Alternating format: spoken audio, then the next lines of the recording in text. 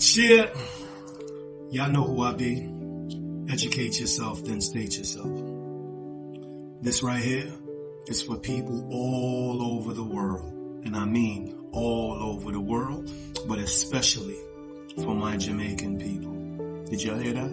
Especially for my Jamaican people. This topic I'm touching on right now is words are an illusion. Words are an illusion. Words don't exist. We give meaning, power, definition, everything we could possibly give to a word, we give it that value. People, human beings, we give value to everything. So I'm saying this to say, we have the willpower to ignore, and we have the willpower to walk away. There is no need or no reason for a conversation to become physical. Think about it. There is no need or reason for a conversation to become physical. You get me? Think about it. 99.9% of a physical altercation start with words. Think about what I'm saying. 99.9% of a physical altercation start with words. Think about what I'm saying. Now I'm saying that to say is, why can't a conversation start and end with a conversation? Why can't a conversation start and end with a conversation? Do you know how many people doing 25 years to life right now over and because of words, air, wind, and breeze? Do you know how many people are 6 feet under right now because of words, air, wind, and breeze? See, I cracked the code. I don't care whether you are a pastor, whether you have 50 million degrees. Some of y'all are in physical confrontations over words that could have been avoided or could have been ignored or you could have walked away from. So this has nothing to do with your status. This has to do with everyone has been falling victim to words over the course of centuries, decades, whatever you want to say. Listen, ladies and gentlemen, boys and girls, words are an illusion. That's a fact. And a lot of us up to this point, this moment, this second, are getting in trouble over words. I hear people saying, oh, I had an argument with my coworker and it ruined my whole day. How can someone say something to you and ruin your whole day? How is that possible if you don't give energy and power to what is being said?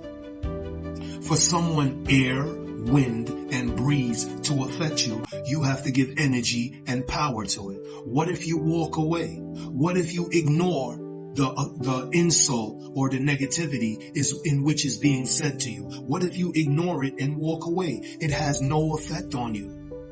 And this is exactly what we must teach our children as well. Words are an illusion. Look, I'm going to give you a scenario right now. It's simple. Fuck you. You ain't nobody. You can't do me nothing. You better get to stepping. That didn't do anything physical to my body. So I can walk away. I have the willpower to ignore negativity and walk away. Cause why? You don't have a problem unless it's physical. An insult cannot harm you or hurt you physically. An insult don't have any power over you whatsoever unless you give it energy and power. Come on.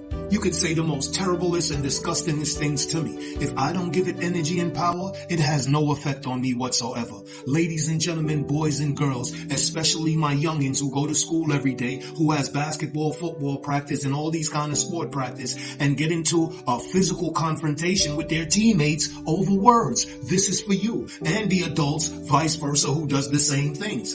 You get into conflicts and physical altercation over words when it could have been avoided. But let me tell you why people get into physical confrontation over words. They mentally struggle. They feel that in order to resolve the issue is to put hands or a knife or a shoe or a bat, cutlass, whatever, to the next party is going to solve it. Remember, 99.9% of a physical confrontation or a physical altercation start with words, which could have been avoided, but someone mentally loses it and decides to put hands on the other party, and that's wrong because it didn't start physical. It started with a conversation. So it should have ended with a conversation. Because remember, you can always come back from words. You can always come back from someone insulting you or disrespecting you with air, wind, and breeze. They'll be like, yo, I'm sorry. I didn't mean it. I apologize. I was wrong. See, you could come back from that. But guess what again? The other party now has to decide if they forgive you or they let your air, wind, and breeze get to them so they're all in their feelings. Number one, no one can get you upset. No one can make you angry. You decide to give energy to the negativity and get yourself angry and upset. Because like I said, you don't have a problem unless it's physical. Why? Because your soul and your spirit lives within your fragile body. And if somebody damages your body, your soul and your spirit would have to transition. Like if someone stabs you, shoots you, or hits you in your temple, or hits you to the point where you drop and hit your head, you're considered dead. So your soul and your spirit has to transition. Your number one priority in this whole wide world is to protect your avatar. You come before everybody. You come before your loved ones, your children, all that. Because if you're down, you become a burden to them. You need 2 hands to clap, 2 legs to walk. You need your fingers, you need your toes, you need your ears, your nostril. Everything that creation gave you, you need it. It is your God. It is your vessel that maneuvers you through this physical realm. I don't want to hear nothing else. This has nothing to do with religion whatsoever.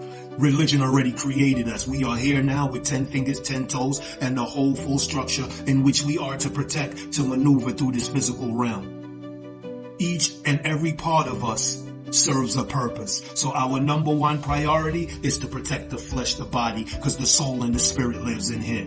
I don't want to hear it. I'm not asking you, I'm telling you. So a lot of us let words draw us out of our character and put us in trouble. People in prison for words. People in the grave for words. We can do a whole lot better, especially in my country, Jamaica, where people get violent over bumbleclad, rasclad, suck your mother, and all these things. People get violent and physical over air, wind, and breeze, and it needs to stop. If I'm lying, I'm flying, and I know I have the power to do so. So ladies and gentlemen, boys and girls, we need to do much better. Parents, you need to protect your children's avatars as well as your own. You can't be suffering from high blood pressure, diabetes, and all that and talk about, oh, you love your children or you love your family. No, you don't, because you don't even love yourself. You're not eating right. You're not treating numero uno right, which is you. You are the universe. You are everything. Destiny awaits for all of us. So we must treat ourselves right and proper. Trust me, you come first. Don't be a burden to others. And teach your children the same. Protect your avatar. Protect yourself. You come first. Words are an illusion. It don't exist. You can walk away and ignore and move on. You ain't got time to be in no scuffle with the vessel that houses your soul and your spirit. Life is to live. It ain't to die for.